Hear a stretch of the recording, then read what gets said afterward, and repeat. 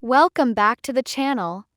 In this video, I'll show you how to remove Gemini from Google Assistant and switch back to the classic Google Assistant. First, unlock your phone and open the Google app. If you're on Android, you'll usually find it on your home screen or in the app drawer. If you're on iPhone and don't already have it, you can download it from the App Store. Once the Google app is open, look to the top right corner and tap on your profile picture or the circular icon with your initial. From the menu that appears, tap Settings. On the Settings page, scroll down and select Google Assistant. This will open all the options related to your voice assistant. Now, scroll down and go to Digital Assistant from Google. If Gemini is currently enabled, you'll see the option to switch back to Google Assistant. Simply tap it and the change takes effect immediately. That's it.